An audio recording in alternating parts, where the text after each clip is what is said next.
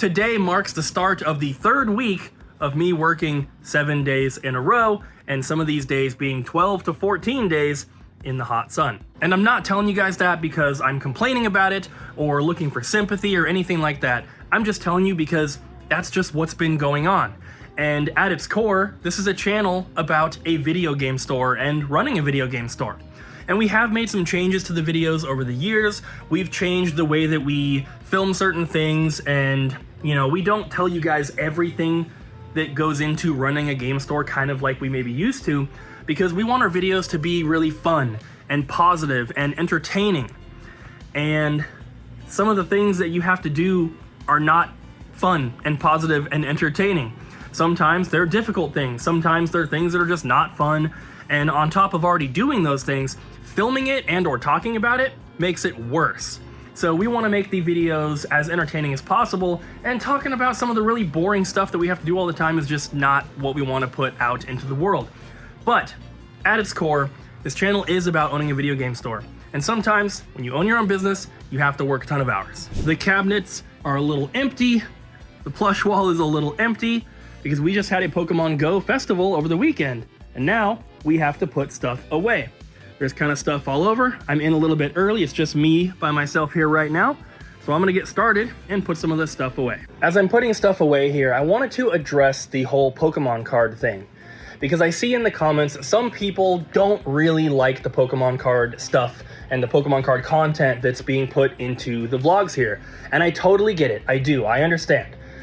But we are kind of tied to film whatever happens in the store. And we don't always have some really exciting and engaging and crazy thing going on to film. When those things do happen, if we have a shoplifter that we catch, or you know, something really rare gets traded in, it's really easy to make the video about that.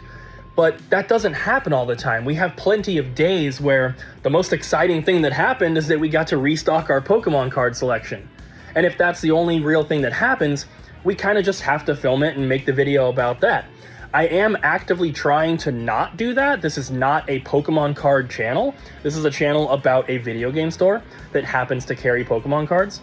And if you look at the last like 30 videos we've put out, there's maybe only like 3 or 4 that you could really say are Pokemon card focused. So I think that we're doing an okay job. It's just, I know that this week or last week, there was a couple like in a row, and I get it.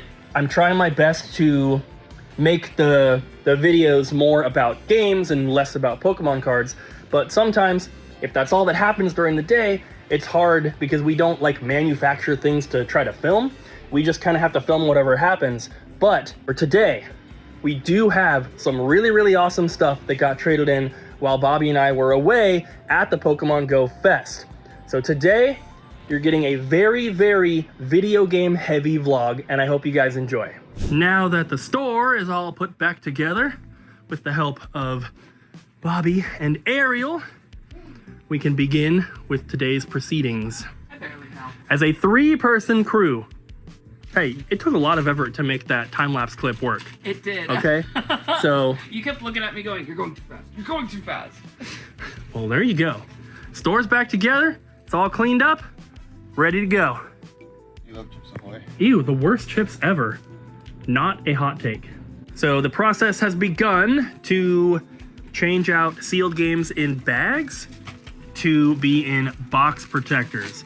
Not only are they more sturdy, they're going to protect it a little bit better, but it just looks cleaner, and it makes putting a spine tag on the game much easier than doing this and having to tape over it, because obviously there's like a little edge there.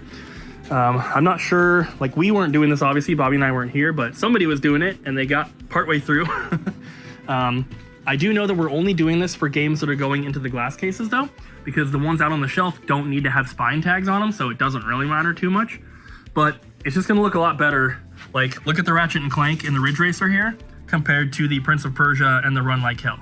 Like, they just look so much better, so much cleaner, and protects it a little bit more, which doesn't really need, but it's nice. So we're getting all that done, and we were like, this is one thing we were going to do at the new store, but we're like, why wait? So we're just doing it now. There's a few different things that we're changing around like that that are just better, and there's no reason to wait till we physically move, so we're taking care of some of it like this before we move.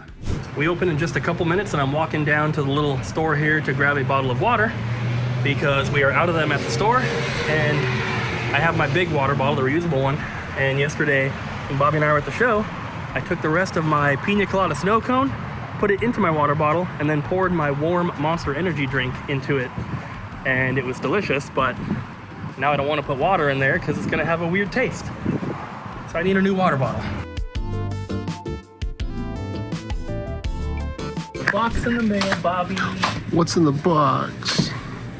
Well, let's see. First, Wario. Oh, plushies. And another one that we sold out of. Nice. Oh, little Kirby. Wait, what is he wearing? Look at him. Oh, it's a Furby Kirby. Look at his little outfit. Wow. A little tail. And also, I don't know this guy's Little name. spikes. Porky Puffer. Porky Puffer. He's adorable. And then, Pikmin. Nice. Only nice. these ones though, they didn't have everything in stock. No. But a new item. Cooper said but. A new item that is notoriously like impossible to find distribution for. Is this what Abby's excited for? Yes. Okay. And It's a Lafufu. it's not Labubu. It's not Labubu or Lafufu. It's a Lafufu with a knife. I would say it's similar in category. Okay, where the wild things are. Oh! Wow. It's the Smiskies. So No idea what that is. I'm not gonna lie. these are like little blind box figures, Okay. and I don't know if it comes from like a show Yeah. or if it's just a character, but they are like very popular in like stores like Pop Mart. Oh yes. Places Okay. like that. Okay, that makes sense. This one's for Abby specifically. She Top wanted, one. but these are like blind box ones. Okay. and Abby bought some of these like years ago Yeah. when she took one of her trips to Vegas, and she was like, "Oh, they're so cute," and they have like these. They're kind of like the remit ones where they have like different series and different sets. Yeah. So this is like a museum one, Wow.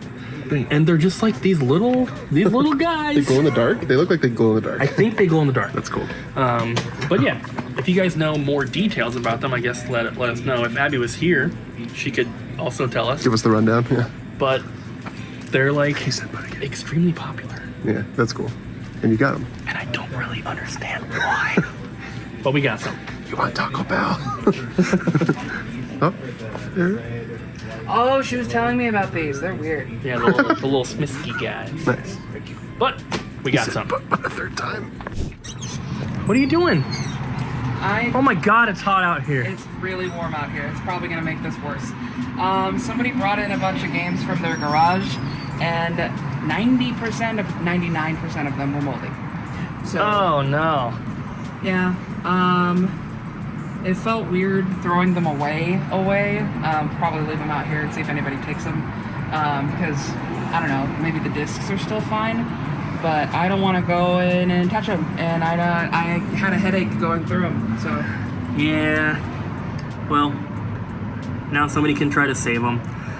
You guys, if you've been watching for a long time, you'll know that we don't like to really throw anything away. Like, even like old, like broken games, Ryan would always take them home because he's like, I'll do something with them. And we didn't want to like throw stuff away. And we still don't like to. And so we don't have any sort of use for them, but maybe somebody does.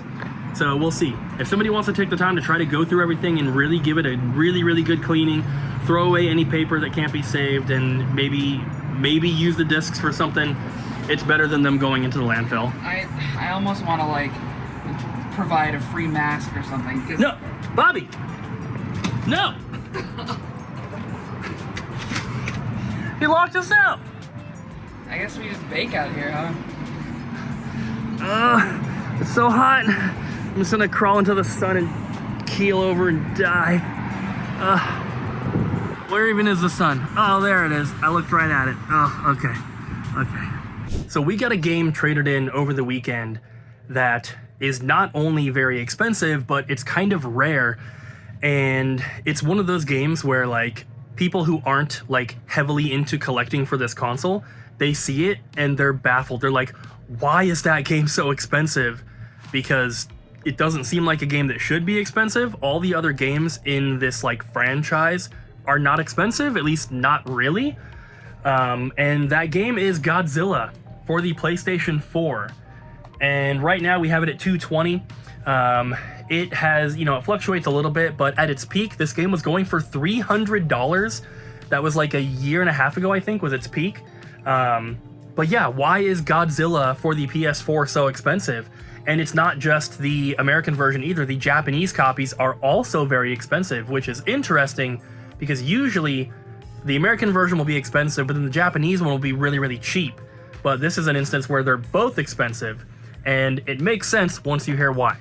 Godzilla for PS3 and PS4 was announced and actually released in 2015 here in North America. And a lot of people were really excited for this game because the previous Godzilla games that were released on like PS2, GameCube, and even the Nintendo Wii version were received pretty well, and people generally liked those games quite a bit, especially Godzilla fans. So everybody was super excited about this one, and as far as I can tell, on PlayStation 3 in the US, it was only a digital game, but they released a physical version for PlayStation 4. And unfortunately, after only a couple years, sometime in like late 2017, the game was delisted from the digital platform. So you couldn't buy it digitally from the PlayStation Store. And so getting it physically was the only way to do it. And by that point, physical copies had also been out of print for a little bit. So the game just became rare from that point because you have Godzilla fans who want the game. And the only way to get it, unless you already had it digitally, is to buy a physical copy. And since they were not available in stores anymore, you have to get it on the secondhand market, and that's where the price gets driven up by the demand for the game. But the game is absolutely terrible, which is another reason why it's pretty expensive, because when the game came out, it got a terrible critic score. I think I saw it was like an average of 38 out of 100. So because of that, a bunch of people didn't buy the game when it came out physically, and that combined with the fact that it got delisted and was out of print pretty quickly makes it rare. It didn't sell very well to begin with, and now you can't buy it unless you get it pre-owned on the second hand, which, like I said, is expensive. One of the biggest flaws that I see people complaining about is that it is a single player only game, at least the PlayStation 4 version is, and that does not make any sense. All of the previous Godzilla games were all multiplayer, and especially like couch co-op, that's like the perfect kind of game for that. But for some reason, they decided to keep this one as a single player game. It does have a cult following from Godzilla fans, and people do say that the monster designs and that kind of stuff in the game is really, really good.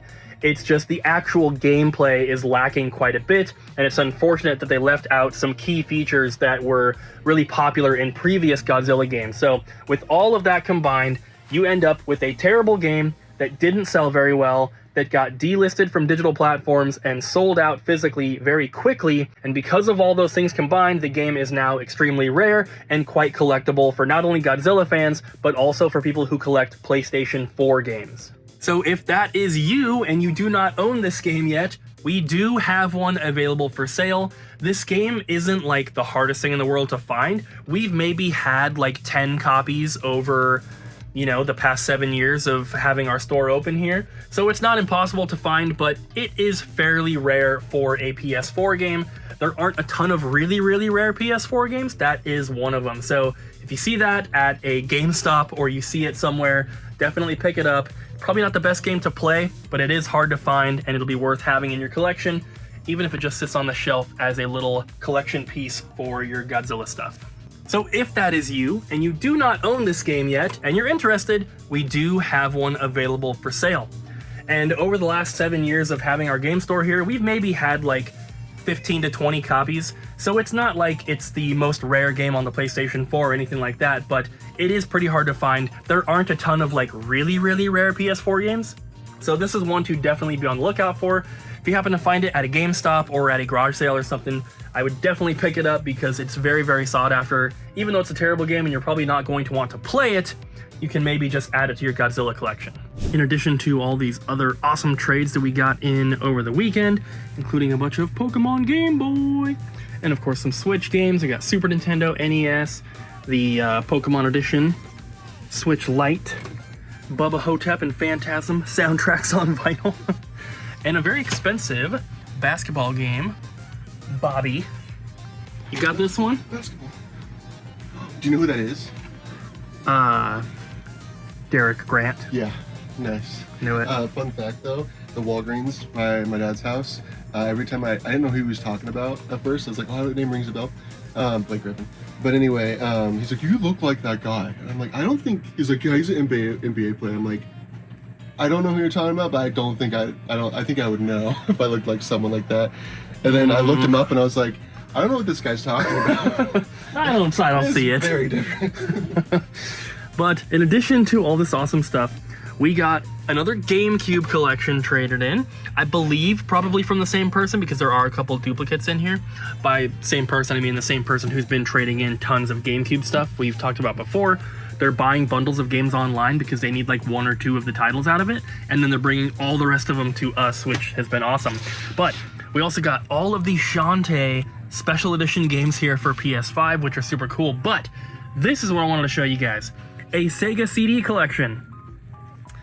And there's nothing that's like too expensive or too crazy in here, but these 5 are factory sealed.